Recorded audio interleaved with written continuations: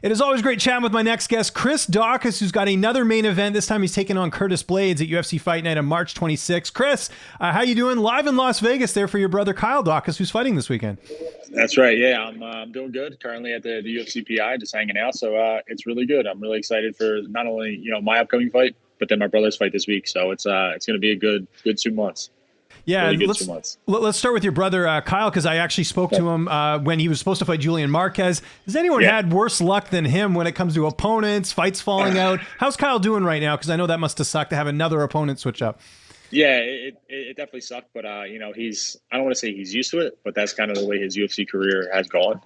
We really thought that once we got to the UFC, that all of this would end, and we thought that this was going to be like a regional thing, but apparently it's still a thing in the UFC. But he's high spirits. He's ready to go. He knows exactly what that he needs to do to get this win, and I'm really excited to see how his skill set from the gym translates into the octagon, because it sucks training with him. So yeah, it'll be really good.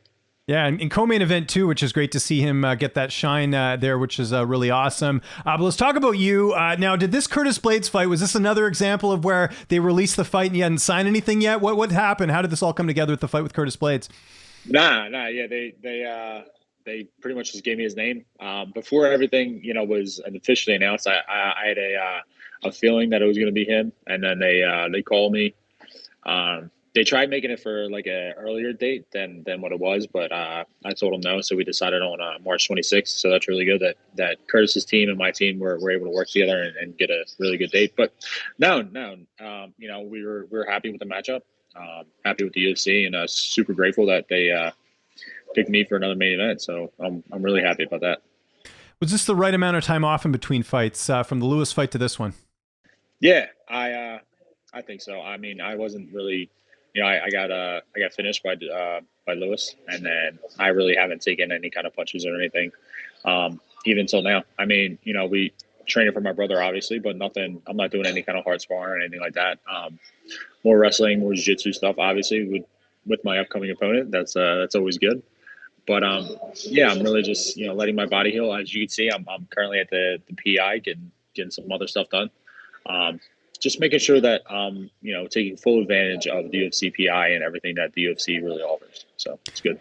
Yeah, we'll talk about the PI stuff in a sec. As far as looking back on that fight, it's never fun to talk about a loss, but is it just, especially with heavyweight, is it just, one mistake, you get hit, you got knocked out? Is that how you look at it? Because it's not like a fight where you can look at a number of things. It was like, you got hit, you got knocked out. Yeah, it happens. It was Derrick Lewis. If they asked me to fight Derrick Lewis in the Apex cage again, I'm definitely saying I'm not fighting him in the Apex cage, because he did really well on cutting that small cage off. I didn't think that it made a huge difference going into that fight, but now looking back at the fight and actually being in there, I know that it makes a huge difference on the actual size of the cage. So if I was to fight Derrick Lewis again down the line, whenever that would occur, I'm definitely fighting him in the larger cage, hopefully in an arena, because I'm not making those mistakes twice. And he hats off to Derrick. He cut the cage off. He did exactly what he needed to do. And it's just a thing that I have to learn from and become better at. So. Yeah. No, well said. I'm sure you caught the card this past weekend with Lewis and Tai Tuivasa. Were you surprised to see Tai get the win there? Because it looked like Lewis was going to finish him in that first round. I thought Lewis was going to finish him, especially when Tai was getting up against the cage, and he was in kind of like the turtle position he was using, and Derrick started banging on him there. I really thought that he was going to finish him right then and there. And then, I don't know what it was with that. Tai came out, and Tai wasn't going anywhere. Tai made his mind up that he was going to win, and he was going to do everything in his power to, get that win. And Derrick really needed to shut him off, and he hit Tai with some bombs, and Tai must have one of the granite shins, So hats off to Tai for being able to take them. Yeah, no, absolutely. Back to you. You mentioned it there. You're at the PI or doing some work at the PI. This is the first time you've sort of worked with them and gone through things, right? Like as far as making sure everything's good, your weight, your health, and all that. How has that been so far? It's really awesome. I didn't think that all this was available. And then my brother got some testing done. I think it was during the Derrick Lewis fight camp and fight week. He got some testing done. And I said, hey, as soon as he's out here for his next fight, I'm going to do the same thing. So I'm just out here just getting all kinds of tests done, blood work done, stuff like that. and just making sure that, I don't have any kind of deficiencies in any way, things that I can change up. So yeah, it's really good. It's really awesome to see all the services that the UFC provides.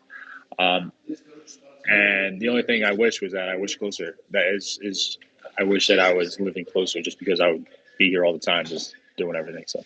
And eating their good food, right? I hear they have a great cafeteria there, which is a nice benefit too. So that's I'm actually awesome. waiting on a burrito right now. It's awesome. Okay, won't keep you too long. I want to make sure that's hot when you get to eat it. So there you go.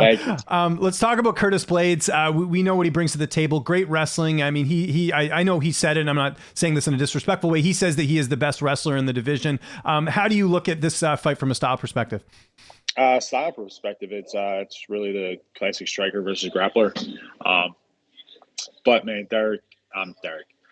Curtis, he is coming from a really good team out there in Colorado. He knows exactly what he's doing. He's been at the top of the division, right on the outside of the top two for how many years now.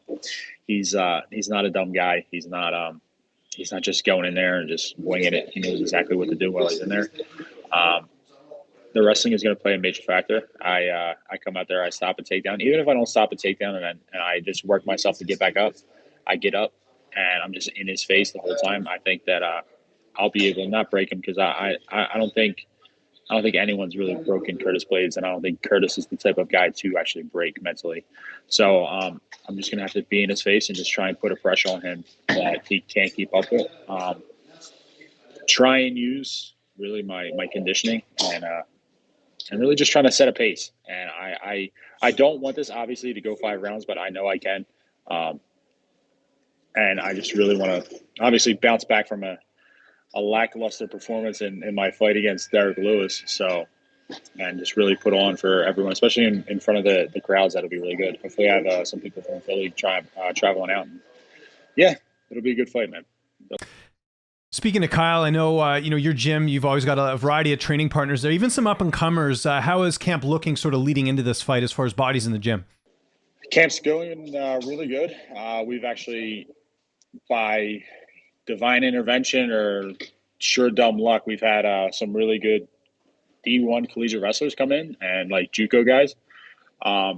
So it's really good. So I don't know if it's like just happens to be that way, but like we've got guys from, like Michigan State who just like come in to work. Like they work in the area and then they've seen the gym, so they've come in there. So it's really good for wrestling for us. And it's really the core stable of guys that I've had for the past couple fights. So nothing really changes. And then just picking the pace up for 5-5. So 5-5s should be fun. I know as a heavyweight, you don't have to cut a ton of weight, but one of the things you and I have talked about, I know you've said in other interviews, is that, your physique has looked a lot different over the last little bit. Yeah. Have you been able to kind of reflect on that since you started in the UFC to where you are now, not having to work the full-time job and, being able to focus more on diet, nutrition, and all that? Have you seen a huge difference? Absolutely. Yeah. Even between, the fight camps and everything like that, I've kept my body composition, and really I've taken this as my career. I've taken this as my job. And before I was, half in, half out, I was making sure, I was being able to perform, but I wasn't doing everything that I needed. And now that I'm here at the UFC and getting all the testing done and all that, I'm really looking forward to seeing how all the test results come back and what I can further improve on in the training aspect, the recovery, my nutrition, and everything like that, because it's going to be good. It's going to be fun. Imagine Kyle be in your corner, Will Martinez. Who's going to be in the cage with you that night? It'll probably be those two, and then Pat Brady, same as last time. So okay, get a big body to throw around during the week. He's like 250 pounds, 260 pounds, depending on how much ice cream he's eating. And then it'll be good. It'll be good for body type for Curtis. Okay, there we go. Now, 2 fighters have knocked out Curtis Blaydes in his career, Ngannou and Lewis. How do you see this fight playing out on March 26th? Obviously with a win. It doesn't matter to me. If I have to do 5-5s, I really don't want to do 5-5s, but I will beat Curtis Blaydes' ass for 5 minutes. 25 minutes. Obviously, I would like to get a stoppage. Second or third round stoppage, TKO. But yeah, that's really what I'm shooting for. I'm not banking on that. I'm not, if I don't get the knockout, I'm screwed. I'm going to lose a decision. That's not me. I'm not that type of fighter. I'm not that type of person. So yeah, I definitely think that I'll be able to stop him come the second or the third. Does a win here, especially a finish, does that get you kind of back in the spot that you were in prior to fighting Lewis? Do you think that you're sort of up there in the upper echelon of the heavyweights? Yeah, definitely. I mean, I definitely think that that's exactly where I should belong, and that's where I'm going to be. You know, I finish him, I'm right back to right at the top. I mean, everyone's making all these kind of shuffles, especially with Tai just knocking out Derrick Lewis, and he jumped all the way up to number 3. Everyone else got bumped down, I think 1 or 2 spots. So, yeah, I mean, he's the only one. Curtis Blaydes is the only one who didn't move, and he's number 4. So, yeah, I finish him, take his spot, and then I'm right there, and I really don't know what's going to happen after that as far as like what the UFC wants to do. But whatever they want to do, I'm ready for whoever they throw in front of me. So. Well, let's talk about that. Since we last spoke, we haven't talked about Francis Ngannou defeating Ciryl Gane. First, your thoughts on that performance, especially with it being revealed that Ngannou had a knee injury going into the fight. Yeah, I think that was an awesome fight for him. You know, I really surprised a lot of people. It surprised the hell out of me the night that he was wrestling like that. He looked like, Francis smashed Khabib over here. That dude was just out wrestling everybody, so it was really good. But I don't know what's going to happen as far as with the surgery and all that. So I'm really interested to see with that, and then plus the whole the contract negotiation. Everyone's freaking out about that, but I think that he'll get it done, and he'll be back. I definitely think that he'll be back. Well, and you just touched on it there. This is kind of the first time we've had, like a notable name in the UFC, in this case, the heavyweight champion. Talk about fighter pay. Do you think that Francis sort of speaking out and doing all this, do you think this will lead to something better for the rest of you? Because this isn't like a prelim fighter saying this. This is a UFC heavyweight champion saying, look, I should be getting paid a little bit closer to what these boxers are. Do you see it as a change in the positive direction? No, because, I mean, when they were all figuring out who was going to fight for the heavyweight belt before, I seen Derrick Lewis said, it was Derrick Lewis, and I think Jon Jones said Jon Jones won't fight Francis for anything less than $10 million. And then Derrick Lewis tweeted out, like, I'll fight him for 8. And that's just, like, that's us fighters. Like, if you won't do something for $10, I'll do it something for $8 because I know I'm going to get that opportunity when you get that chance. Plus, I mean, like, let's be real. Francis isn't only making $600,000. Like he's not. That's just not the way it goes. So he's definitely getting paid a lot more than that. I think that he wishes that he got paid more, and that's just that's everyone wishes they got paid more, right? Like that's just natural. But I really don't know what it's going to take for us to get paid better. I'm extremely happy with my pay scale, my everything. Especially with the last 2 main events, I'm extremely happy with that. So, yeah, I mean, I don't know what people want. Like, I don't know what fighters want. Like, does everyone want $1 million a fight? That's just not the way it is. So, I don't know what the hell is going to happen with that. Okay. No, I like the honesty on that. Back to kind of the title picture here. It looks as though, like you mentioned, Ngannou's going to be out. He's got the surgery plus the contract negotiations.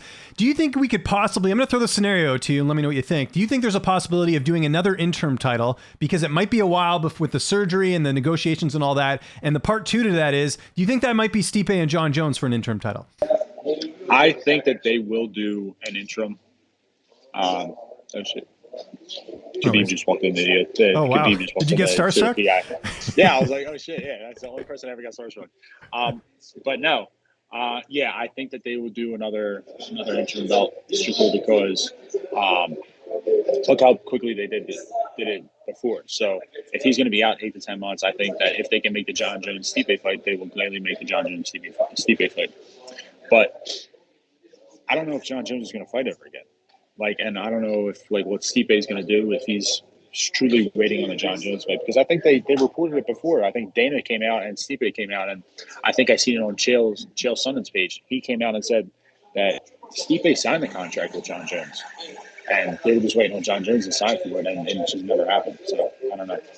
Well, I think, just last thing on that, I think Stipe would fight if it was for a title. So I could see if it's an interim title against whoever, I could see him fighting. I don't know if it necessarily has to be Jon Jones. So I think if they do an interim title, Stipe will be involved. That's just my hunch. I don't know what you think. Yeah, I completely agree. I think Stipe's at the point of his career where he's not going to take anything that's not going to get him right at the title or for the title. So I just think that's him. Okay, last question. I know we got to get out of here. I saw you did some bets for MyBookie. How did you do on those bets and everything? I saw you doing it on Instagram. Everything was good. The last two, the last was the Brandon Moreno card. So I went 3 for 4 on that one. So Nice. Figgy messed me up. He won. I picked Moreno to win that. I still got to rewatch that fight and see what exactly those judges were thinking, because these judges are getting crazy with their decisions. Yeah, and just lastly, because you mentioned it there, did you score the Israel Adesanya fight for him this past weekend? Because some people felt like Rob did enough to win. I have to rewatch it. But my brother me and him were talking the night of the fight. I scored it for Izzy. Okay. And then we have a couple guys who were in the gym who rewatched it, who originally scored it for Izzy, then went back and scored it for Whittaker. So I got to go back and just check it out. We got to check you out, man. Main event, UFC Fight Night, March 26th. Chris, thanks so much for doing this, man. Especially, I know you got a million things to do this week. Anyone you want to thank, any sponsors, any social media, I'll give you the last word. Just check me out, Chris Daukaus _ MMA on Twitter and Instagram. Obviously, go into the UFC pages, you'll see me. Really, everyone who's been supporting me, Angelo, Matt Hill, all those guys, Primal Nutrition, A&M Food Service, Greg, Artem Electric. I really appreciate you guys. And then everyone at the UFC for helping me out. So I appreciate it. Thanks, guys. Awesome. Thank you, man. I'll get this up later today. Thanks so much, and enjoy the rest of your day, man. Appreciate it. Thanks, brother. Appreciate you, man. Have a good day, all right? Take care. You too.